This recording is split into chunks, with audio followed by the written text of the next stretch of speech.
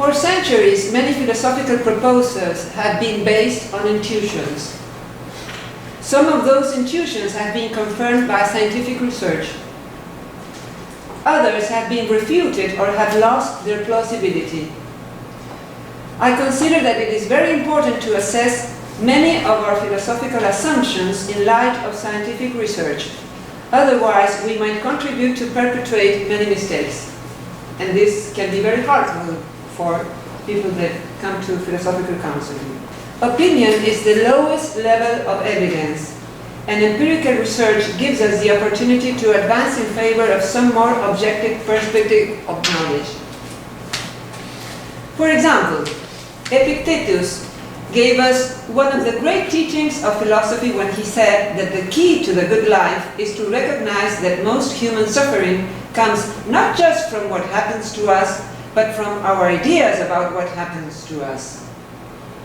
Today, we know that this is basically true, but it is also true that most people's well-being requires having 2 or 3 close relationships and living above the poverty line.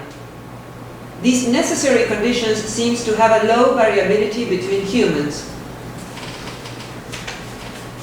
There are also many common sense ideas about human behavior, worldviews and philosophies of life that are not supported by scientific evidence. For example, since 1970, self-esteem was considered one of the fundamental psychological resources for life. Popular culture considered that self-esteem has many benefits. Some studies found a correlation between low academic performance and low self-esteem. Several psychologists claimed that low self-esteem originated violent behavior, drug abuse, narcissism, and a high number of dysfunctional behaviors. They implemented plans to encourage the development of self-esteem in different areas, including education. More recent studies revealed that a high academic performance caused a rise in self-esteem, and not the other way around. So we need self-esteem, but not a high self-esteem. Self-esteem is only relevant in the initial social contact with others, because shy persons fear rejection and initiate fewer contacts. Research shows us that it is not self-esteem but self-control which tends to decrease disorders once attributed to the lack of self-esteem. That is, excessive conflict in interpersonal relationships, poor academic performance, substance abuse, violence, etc. Despite what is usually believed, feeling loved and valuable is not the only source of self-esteem. Because if the individual does not agree with the evaluation, he will not agree with it. Raising self-esteem is ineffective if the child has done nothing to deserve it, and if he has not learned behavior skills that allow him to feel good about himself. To stimulate self-esteem is good for younger kids, not for more grown kids. Learning the right skill is, according to scientific evidence, more valuable for a good life. For example, learning how to enable cooperation and deal with conflict, how to share, how to communicate and listen, how to be more empathetic, less egocentric and more sociocentric. People with a lot of self-esteem are not the most valued by their peers. Not all cultures have considered self-esteem as an important value. East cultures and ancient Greece culture exalted humility. I'd like to introduce other concepts and strategies based on scientific evidence that may be useful to examine philosophical problems. The first practice that I would like to mention is the expressive writing. James Pennebaker conducted several studies resumed in the book Writing to Heal, in which he shows that people who engage in expressive writing report feeling happier and less negative than before writing. The book offers exercises that anyone can undertake.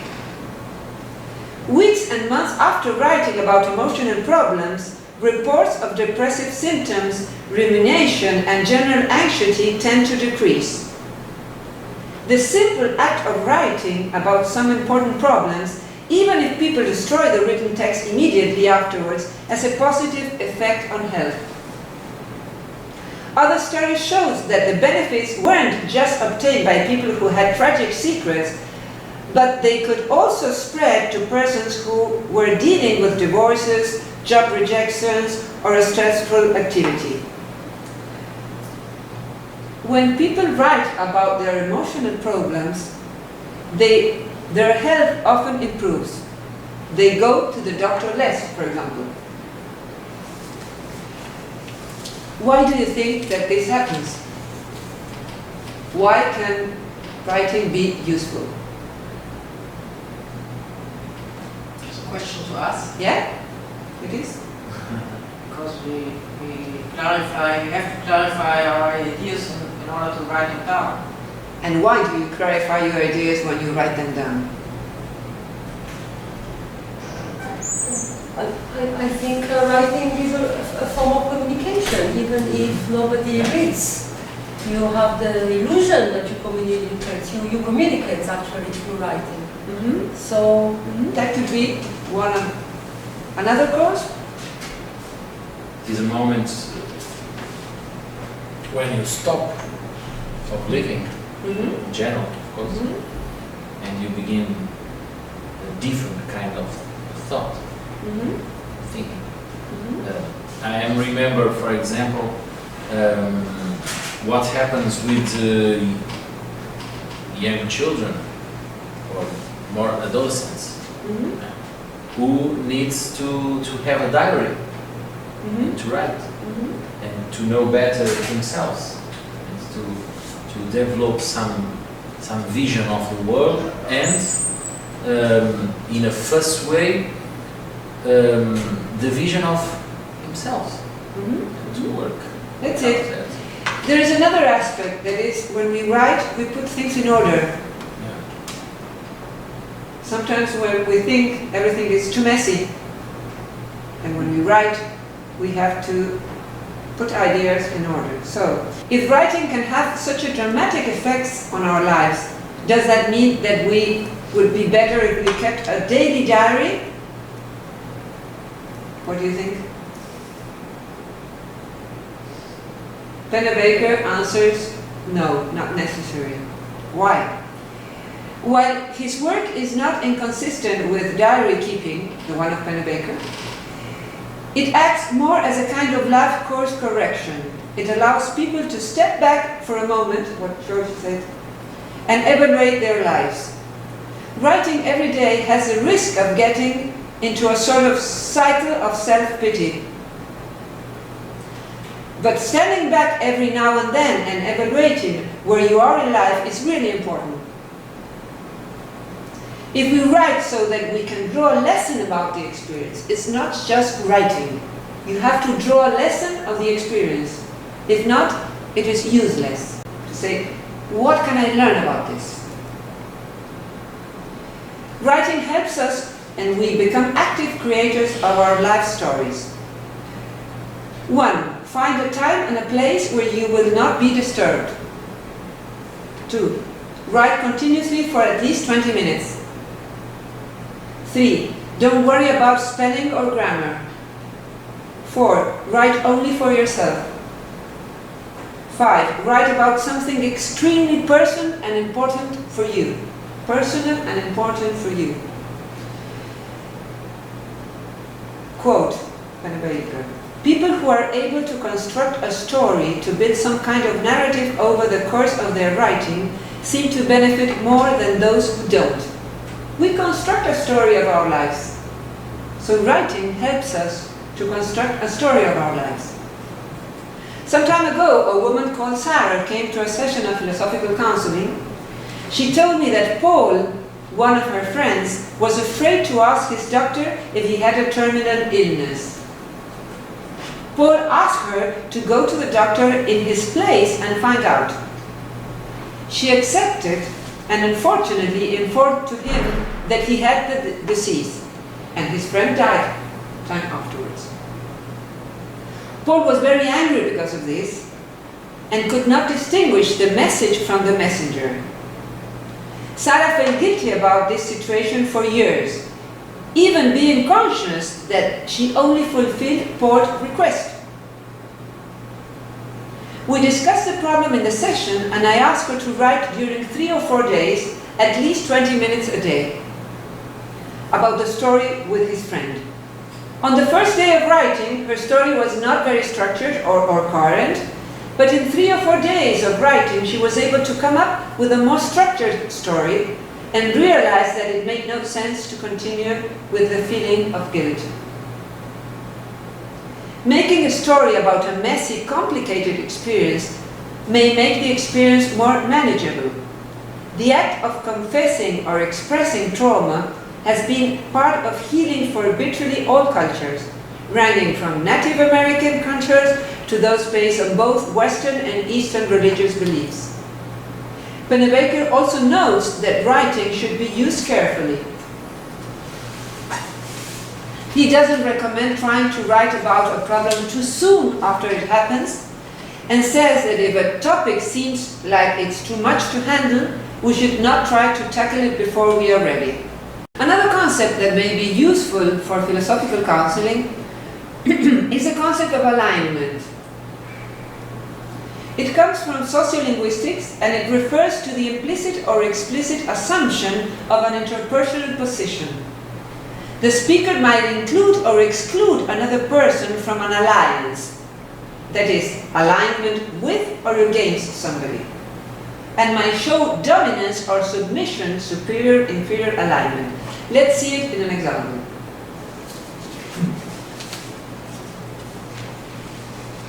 Laura came to my office to try to solve a problem she had with Joanna, her niece. For 20 years, Laura was responsible for all financial costs of her sister and her niece. Her sister had not been able to keep a job, and Laura thought that paying for all the expenses had helped her sister to become economically dependent and unable to care for herself. When her niece turned 21 years old, Laura said to Joanna that she would have to work and that she would stop receiving her monthly payment. But Joanna didn't want her to work. She saw that her mother had always received money from her sister, and probably she thought that the same would happen to her.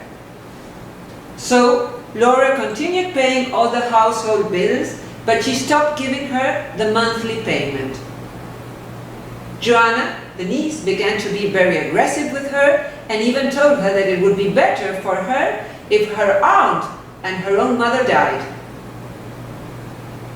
Faced with such an aggressive message, Laura disregarded some legitimate claims made by her niece. For example, the need to continue in the same house a couple of months more. When someone attacks us, we usually do not hear what the other person claims, and this turns him more aggressive. In several emails, Laura asked Joanna to obey her mother, to go with her to visit their cousins, to clean the house, etc. But if Laura wanted to improve her relation with Joanna, aligning herself with Joanna's mother was not a good communication strategy, because this made Joanna perceive that her mother and her aunt were against her. When we speak with and about others, we are constantly empathizing with one or another, establishing alliances associated with different interests and strategies. It is important to know this because the network of partnerships that we establish in dialogues are very important to have good communication tools. So the alignment concept is very important for communication, because in philosophical counseling sessions we can improve our communication skills with the consultant, and we can help the consultant to manage these skills in dialogue. A very useful concept is the principle of adaptation. We tend to adapt much more than we think to positive and negative circumstances in our lives. We do not realize that if we have an accident and we are injured so that we cannot walk anymore, a year after the accident we will probably adapt to the new circumstance and will not be less happy than a person who is able to walk. But we think we won't be adapted. We are not good predictors of these type of things. In the same way, we do not realize that a year after we have obtained many of the things we want, we will adapt to them and no longer perceive them as good. According to scientific research, this happens with couples, money, moving to a country with better climate, and many other things. But it is in our power the ability to inhibit and slow the process of adaptation. For example, if someone moves to a city with better climate, you can avoid the habituation thinking or saying every morning something like, "What a beautiful day," or remembering how much you suffered with cold climate. We can prevent the adaptation process in a couple expressing appreciation, affection and gratitude every day. "I'm proud of what you did," in a couple. Talking when you don't feel stress. Creating a routine like walking together or drinking in the kitchen. Creating a ritual to spend several hours together once a week. Having a part time in the house where you can talk without electric devices. A place designed to hold a conversation with low stress. These routines can be applied to the couple or to other close relationships so that you don't adapt to those relationships in the bad sense. Expressing gratitude in a way is a way to avoid the principle of adaptation. You can remember small things, the sunlight entering the bedroom, the word of a friend, something we cook, an article we read. Perhaps we think that we will feel stupid doing this, but it will allow us to discover many things about everyday life. In experimental studies, they found that it was very effective to do it 3 times a week, not more, probably because if we do it every day, we will get used to this practice. Another possibility is to tell somebody you trust what good things have happened to you. Our political and economical system encourages us to raise expectations and the desire of consumption. This is the most direct shortcut to dissatisfaction and the opposite of gratitude. With such high expectations, there is no room for surprise. Gratitude, however, allows us to recover our sense of wonder. Robert Emmons, the world's leading scientific expert on gratitude, studied more than 1,000 people from 8 to 80 years old and found that people who practice gratitude consistently report a host of benefits. Physical benefits, stronger immune systems, lower blood pressure, they sleep longer and feel more refreshed when they wake up. Psychological benefits, they have higher levels of positive emotions. Social benefits, they are more helpful, more generous and compassionate, they are more forgiving, they feel less lonely and isolated. The social benefits are especially significant here because gratitude is a social emotion. It requires us to see how we've been supported and affirmed by other people. Gratitude has 2 parts. 1, we affirm that there are good things in the world, gifts and benefits we've received. 2nd, we recognize the sources of this goodness as being outside ourselves. Gratitude allows us to make the present last more. Our emotional systems like change. We adapt to positive life circumstances, and soon the new car, the new wife, and the new house don't feel so good and exciting anymore.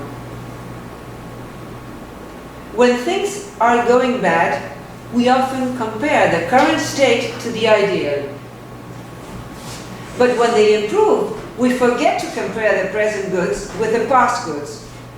Gratitude allows you to recover balance. Gratitude blocks toxic negative emotions such as envy, resentment, regret, emotions that can destroy our happiness. You cannot feel envious and grateful at the same time. They are incompatible feelings. There's even recent evidence, including a 2008 study by psychologist Alex Wood in the Journal of Research in Personality, showing that gratitude can reduce the frequency and duration of episodes of depression. So if we have to work with a consultant that is depressed, suggesting him to write a gratitude journal may be a good idea. And it is a good idea for all of us, a way to live again good things that have happened to us.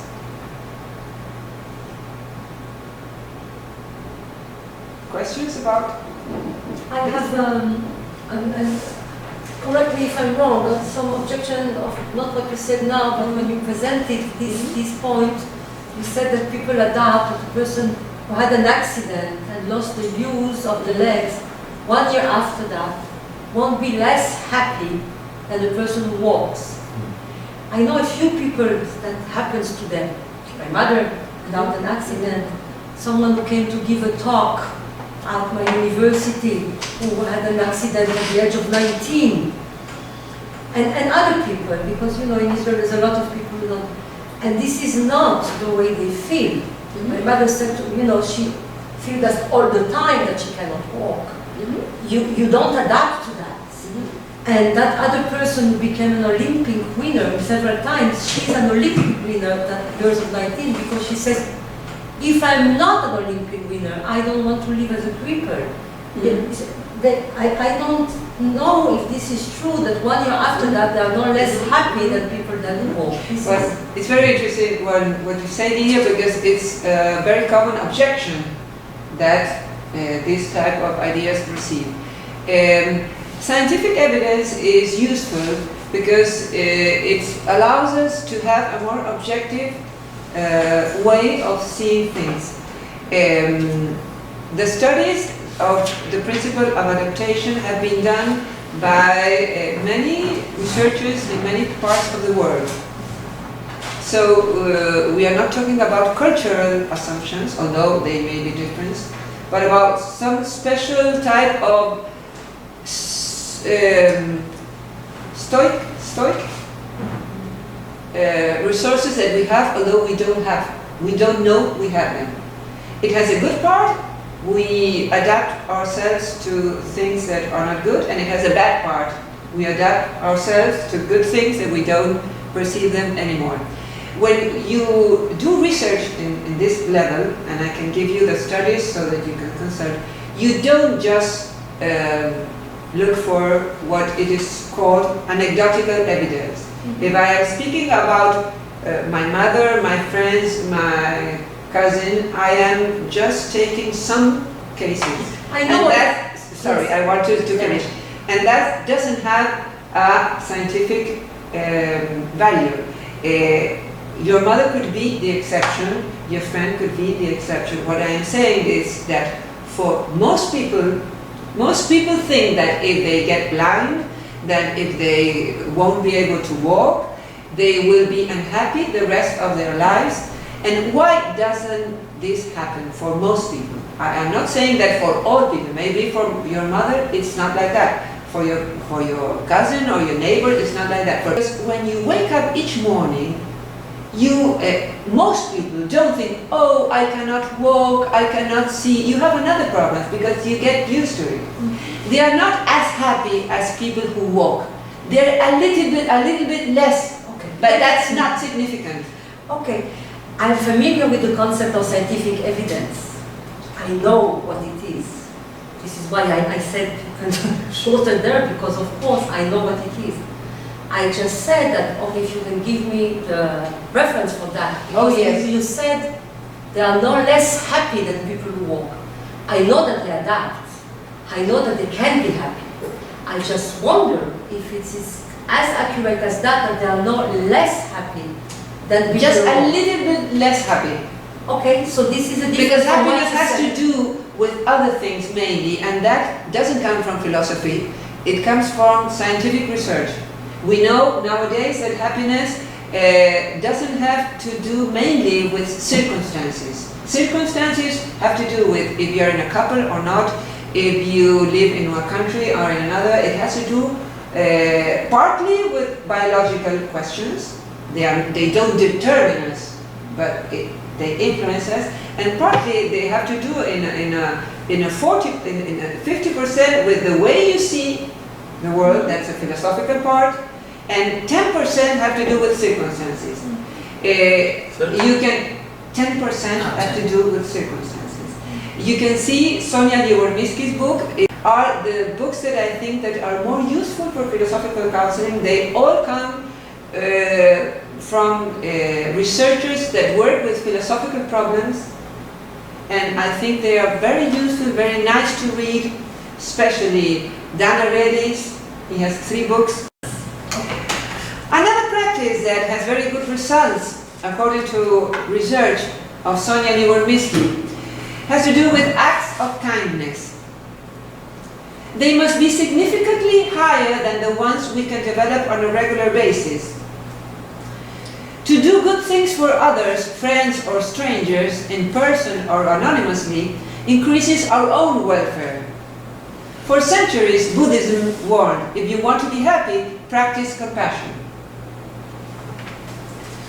In one experiment, they asked participants to perform 5 acts of kindness a week for 6 weeks.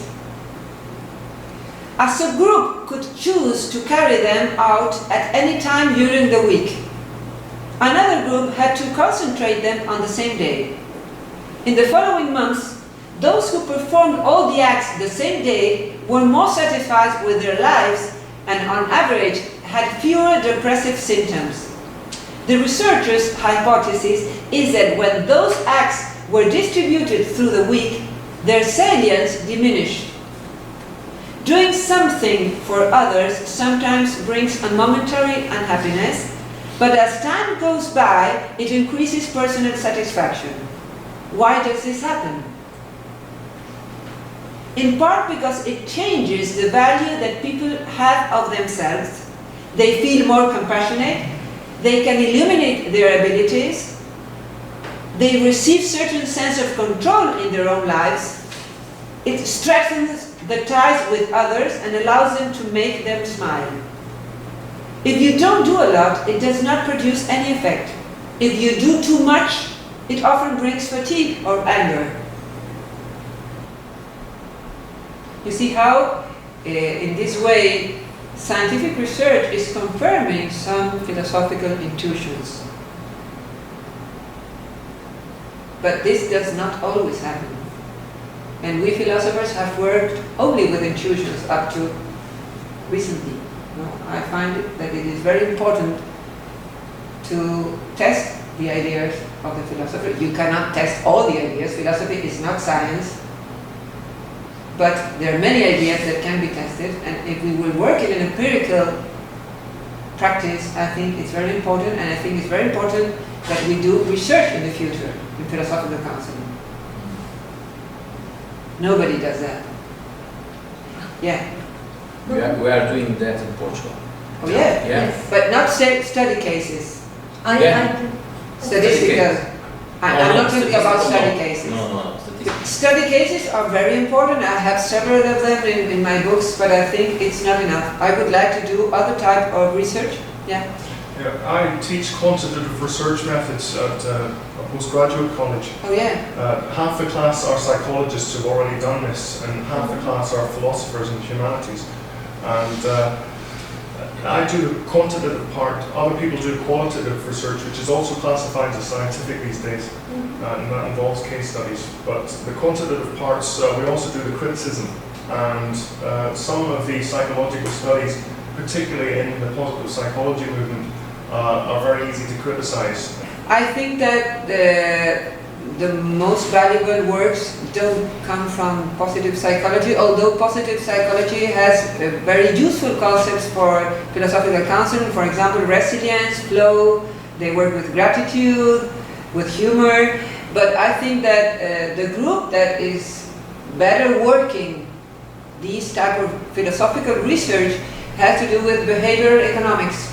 Dan Ariely, Daniel Kahneman, Daniel Gilbert, Sonia Liormisky, there are many of them, they are all in the list I made.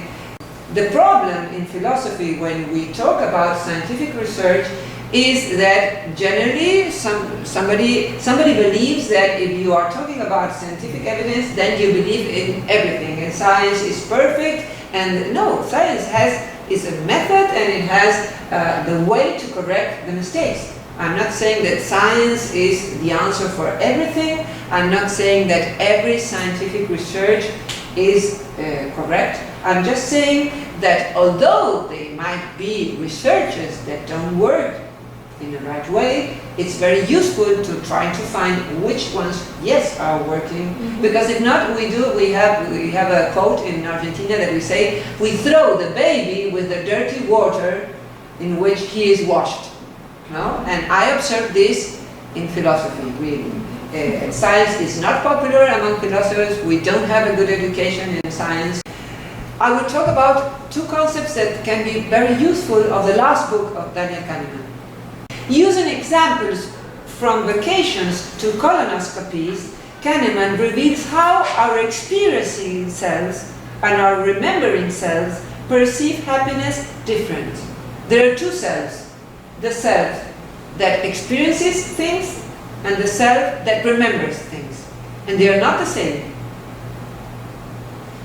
This new insight has profound implications for economics, public policy, and for our self-awareness. The experiencing self can enjoy something, and the remembering self cannot. How does he know this? Because he studies what people say during the experience and when the experience has finished. The remembering self suffers from several distortions. For example, if the end of an experience is not good, let's say a terrible noise in the end of a concert, the whole event will be remembered as bad.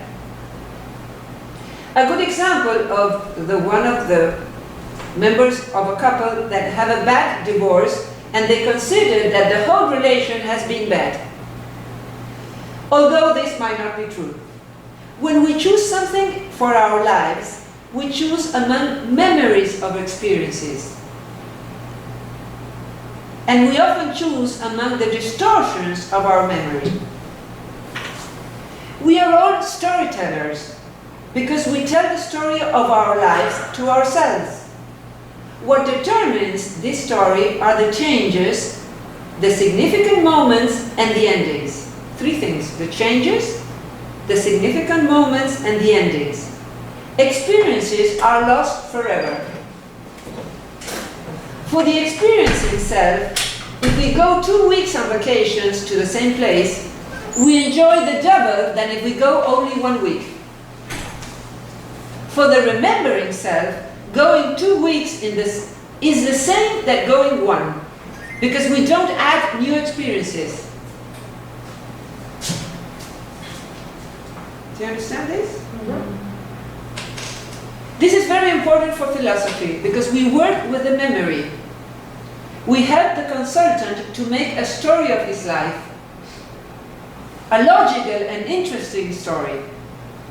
Knowing the difference between the two selves is useful to become aware that an important part of life is in our hands, and that we can remember the best, enjoying the treasures of memory, learning from mistakes. It can also help us not to distort good experiences just because they had a bad ending, and not to overvalue them just because the end was good. And we come again to Epictetus when he said that most people care more about their ideas of things than about things.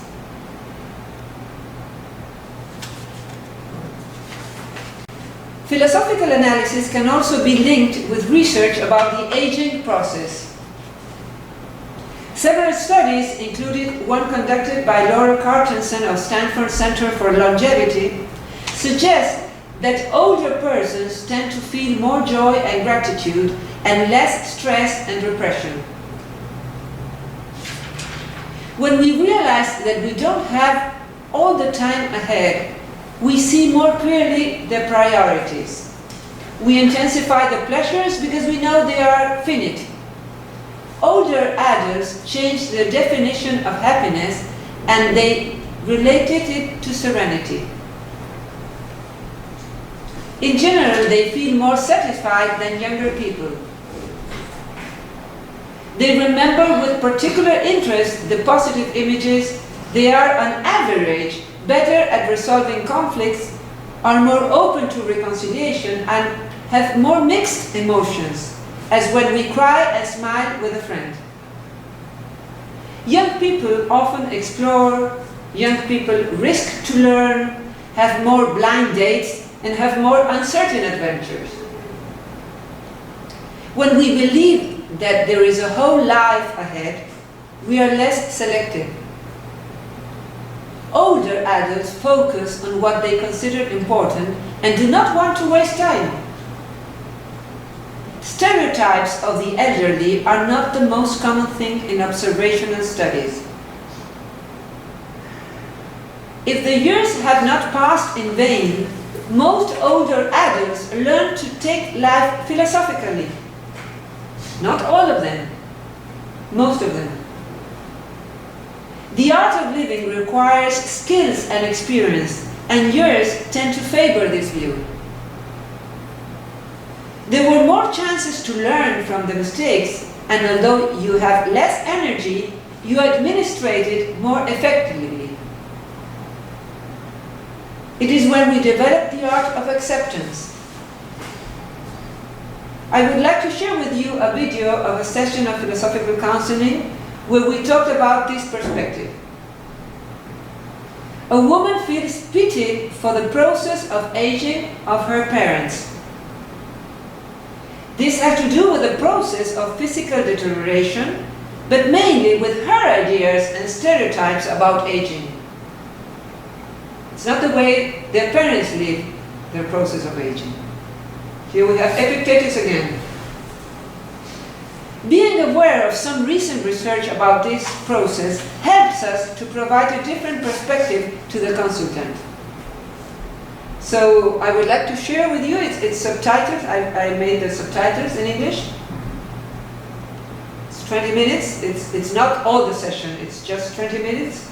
And afterwards, I have one more paragraph and we can discuss the philosophical counseling session if you want. In the philosophical counseling session, I tried to investigate if the problem had more to do with the ideas that the client had about aging than with the actual process of aging of her parents. This is the main thing of this philosophical counseling session for me.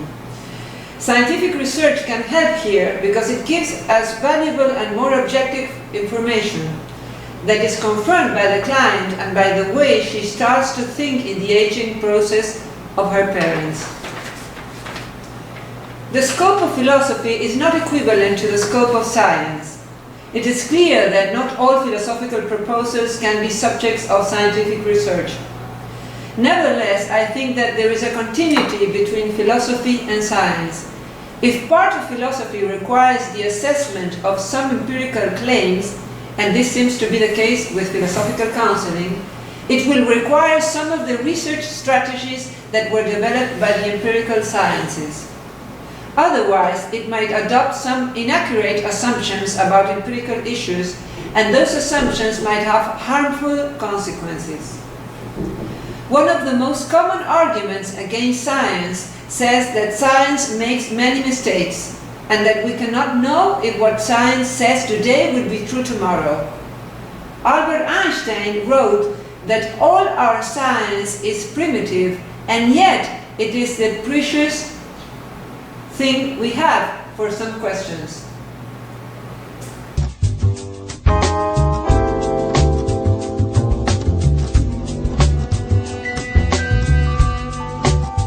Quería plantearte el envejecimiento de mis padres.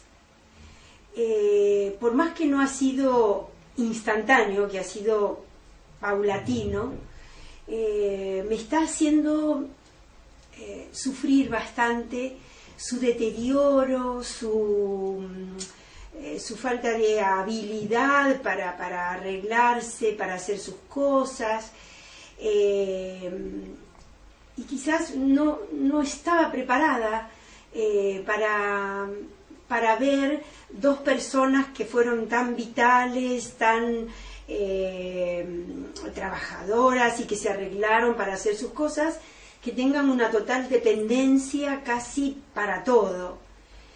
¿En qué situación están ellos? Bueno, mi papá, con 90 años y medio, tiene un deterioro cognitivo importante que se manifiesta en la dificultad para comunicarse. Él quiere decirte algo y no le salen las palabras.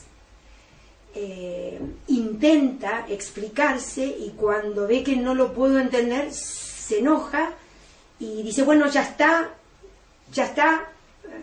no me entendés, a otra cosa. Se ve que él también se da cuenta de su dificultad y a mí me da una inmensa pena ver que él no solo que no se puede expresar, sino lo que a él le causa el no poder expresarse. Esto no es siempre igual. Hay momentos que estoy bien, que entiendo que su deterioro es propio de lo que trae la edad, y en otro momento me revelo, tengo como sensación de por qué, me pregunto por qué, y bueno, eso, ambivalente el sentimiento que tengo hacia el tema. ¿Y tu mamá? Mi mamá, con 86 años, no tiene el deterioro que tiene mi papá, se puede expresar, pero también está bastante perdida. Por momentos te quiere decir algo y no sabe de qué te va a hablar, o le explicaste algo y no lo entendió, te dice que sí, pero no lo entendió. Cosas tan elementales como colocarse el audífono, que lo usa hace 2 años, y no lo sé usar, lo dejo, y sin audífono oye muy mal, así que también eso es otra barrera, la barrera porque a uno le cuesta aceptar esto que les pasa, y bueno, un ratito uno lo tolera, pero un rato muy largo a mí me agobia. Pareciera que no estoy preparada para estar largas horas al lado de un anciano. Yo no estoy preparada, me da la impresión. De todas maneras, si sumamos la cantidad de horas que estás por semana, si vas a la mañana y vas a la noche, son muchas horas, no serán todas de corrido. Claro. Pero eso de que no sean de corrido para mí es aliviador. Porque siento que voy a lo mío, bueno, como voy a yoga, voy a gimnasia, voy a trabajar, atiendo clientes, voy a canto, toco pandereta, hago cosas que me gustan, canto gallego, que me comunica y me conecta con mis orígenes, y eso me hace bien, y después por ahí voy contenta ese ratito, porque lo que no me gusta es ir enojada.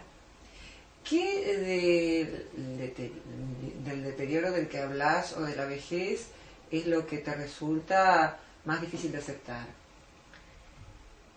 Porque me comentabas antes de comenzar que una de las dificultades era aceptar justamente el proceso del envejecimiento de tus padres y que eso reflejaba tu propio proceso de envejecimiento. Me cuesta aceptar esto que te decía, me cuesta aceptar esta pérdida de habilidades y de capacidades. No me preparé, no sé, no lo aprendí, o me sorprendió, porque ellos han sido muy autosuficientes. Yo los visitaba, pero no... ¿Qué hacen tus padres durante el día? ¿Qué hacen?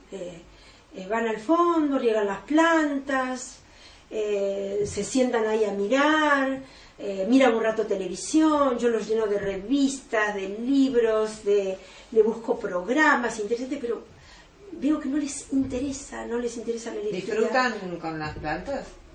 Por momentos sí, por momentos se cansan. No, pero el momento en que están dedicándose a las plantas, sí, ¿lo disfrutan? Lo disfrutan. O sea que hay algo que disfrutan. Sí, pero es un ratito.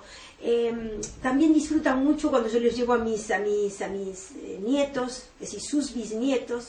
Ese ratito también lo disfrutan, pero claro, una bisnieta vive en La Plata, los otros 2 viven en Olivos.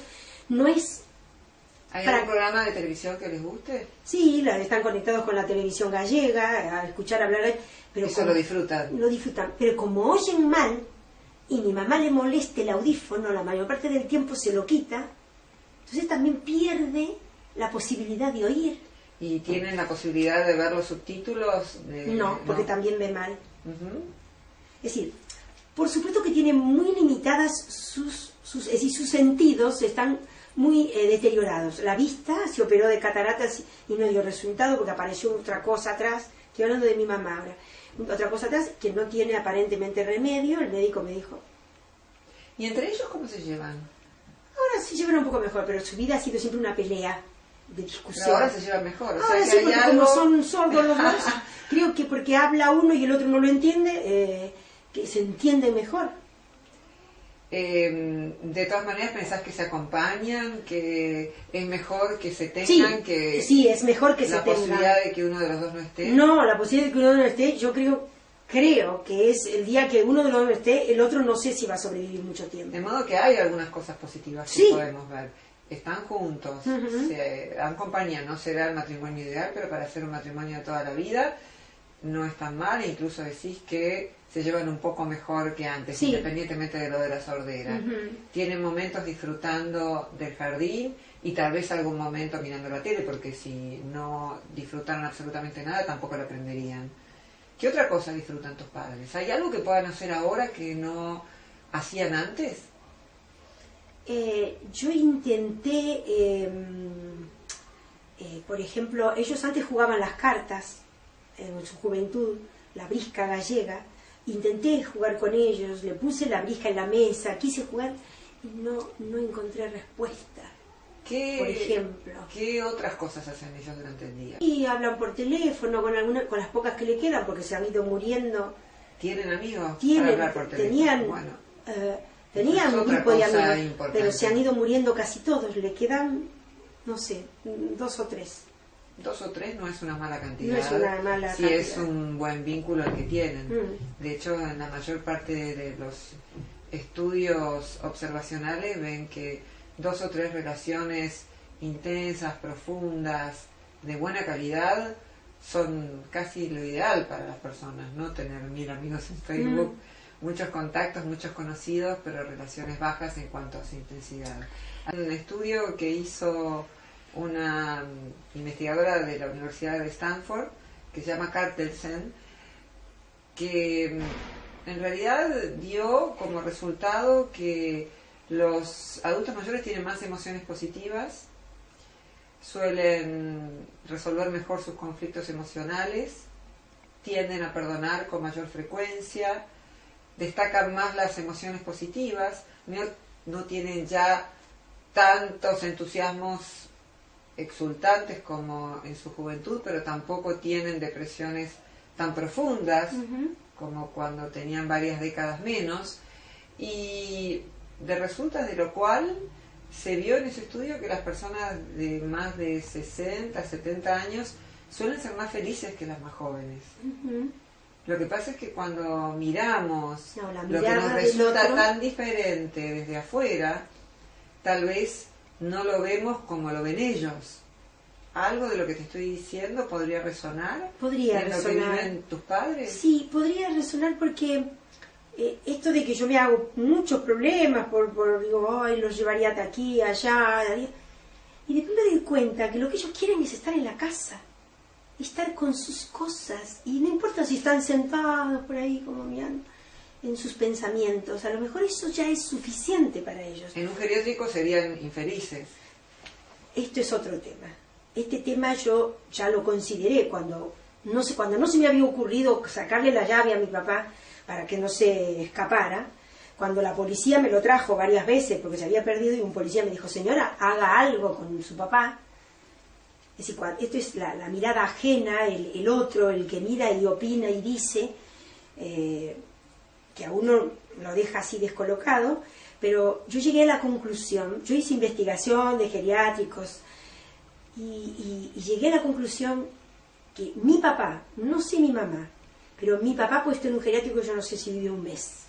Bueno, me parece que esa conclusión a la que llegaste tiene mucho que ver con el sentido que probablemente es importante para tu papá. Tener una hija que pueda respetar ese deseo de autonomía y que pueda articular la vida de modo tal que pueda seguir viviendo con lo que él considera digno de ser llamado vida, es muy importante. Este es un aporte muy importante que has hecho a la vida de tu padre. Esa es la conclusión sería a la bueno que llegué. que lo reconocieras y pudieras disfrutarlo también. Sí, y estoy dispuesta a sostenerlo y mantenerlo mientras se pueda. ¿Te perturba respecto a tu propio proceso de envejecimiento? Esto de no darme cuenta, de no tener la habilidad para autoatenderme, que no cause preocupación y sufrimiento a mis hijos, como por momentos me causa a mí. Si estuvieras en el lugar de tus padres ahora, ¿qué querrías para vos? Y yo querría que me respetaran igual que yo lo estoy haciendo con ellos. Como la condición que nos plantea la vida. Por otro lado, como una donación a las generaciones venideras, porque si nadie nunca hubiera muerto, no habría lugar absolutamente para nadie en el mundo. Eso es un acto de generosidad. Es un acto de generosidad, tal cual. Y por otro lado, que a veces el pensar en la muerte nos impide pensar en la vida como una experiencia que vale la pena vivir. Y tal como estás diciendo, tu mamá hubiera querido vivir esta experiencia y ha querido vivirla. ¿Dirías eso? Sí. ¿Y tu papá? Mi papá también. Mi papá es vital. Mis padres son muy elementales. Han sido criados en una aldea como labradores de la tierra y con animales. Han tenido acceso apenas a la escuela primaria.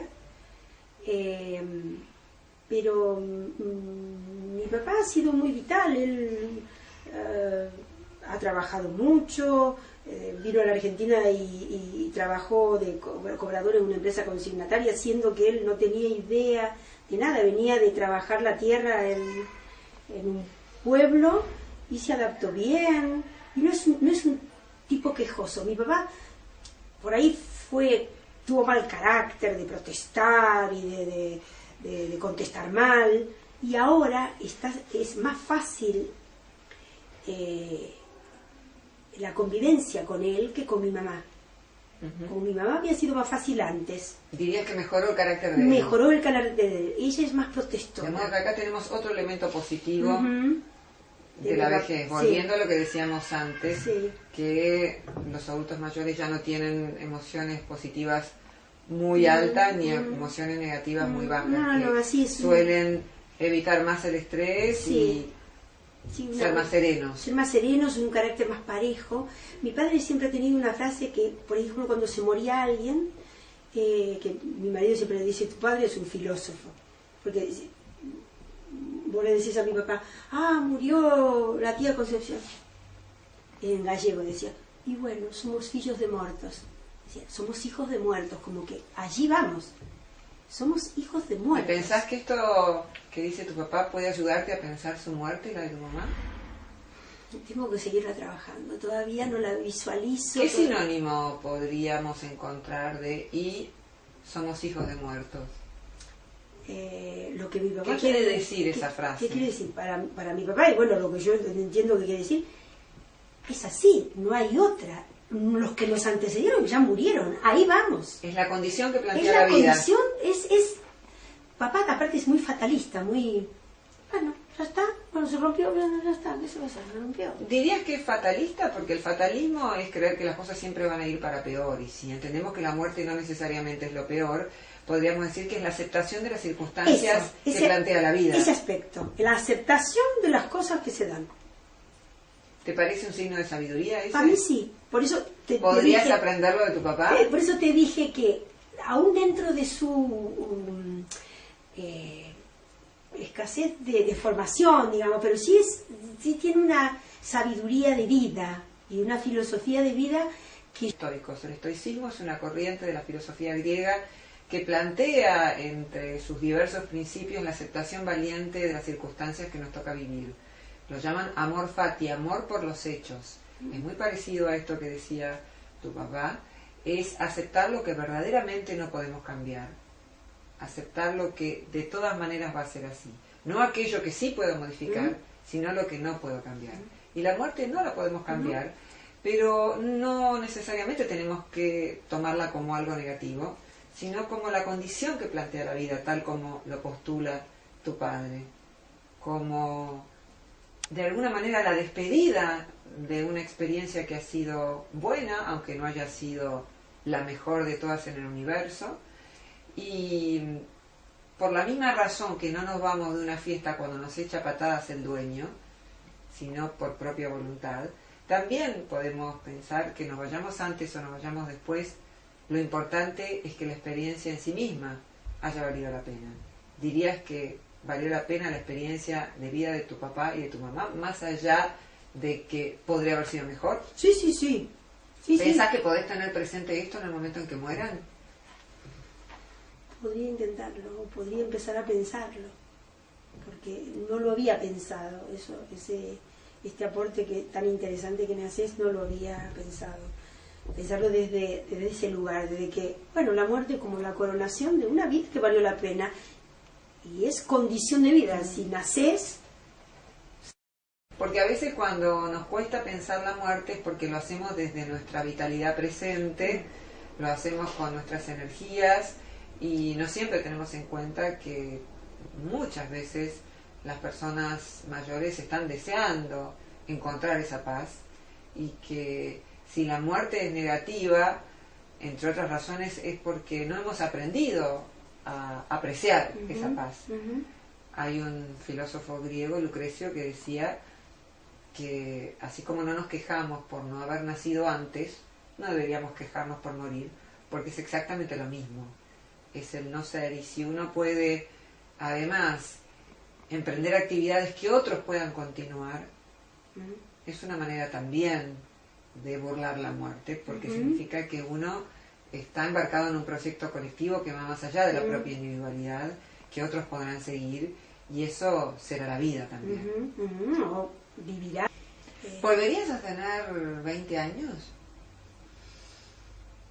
Con lo que sabías a los 20.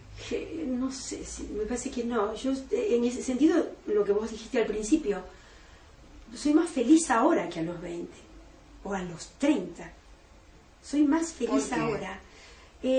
Porque veo la vida desde otro lugar, no sé, quizás no está presente ese empeño vital porque los hijos se preparen para la vida, por crecer económicamente y darles un bienestar o un mínimo bienestar, esa lucha que hay a esa edad, y ahora viene, ya ellos, los 4 tienen un instrumento en la mano que es una profesión,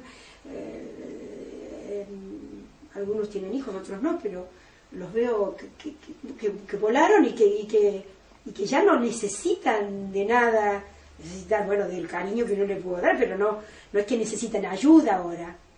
Tenés más tiempo para hacer las cosas que te gustan. Exacto, tengo más tiempo para hacer las cosas que me gustan, para leer, para ver a mis amigas, para ir a ver espectáculos, para contemplar una puesta de sol, para quedarme en mi casa de la playa mirando el mar que tanto me gusta, con el fuego y el mar. Y antes eso no era capaz yo. Era pura energía, estar siempre haciendo cosas y qué hay que hacer y qué ropa hay que... Acabas de contar, hay muchas cosas positivas, hay ventajas incluso en relación a la juventud, y si queremos aceptar la vejez, es bueno que empecemos a entrenarnos para verlas. Y a veces poner por escrito las cosas nos ayuda a mejorar esta perspectiva. ¿Pensás que lo podrás hacer? Pues muy interesante, muy interesante. Ojalá me pueda dar cuenta cuando me pasa para poder escribirlo y de reflexionar sobre eso después. Claro, porque como vos decís, no son las cosas, es la mirada que uno le pone a las cosas, sin duda.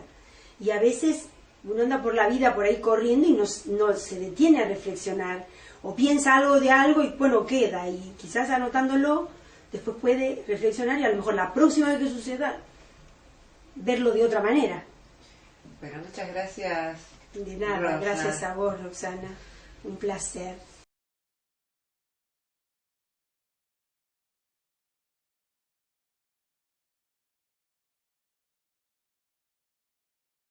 Kreimer says that, quote, science is not a set of beliefs, but a process of research devoted to the construction of a testable set of knowledge constantly open to refutation. Unlike other human institutions, science does not have a preconceived notion on what we have to believe. It is a process we use to understand the world. It allows us, as Bertrand Russell said in a wider context, to have an open mind, but not so open that our brain falls out. Thank you very much.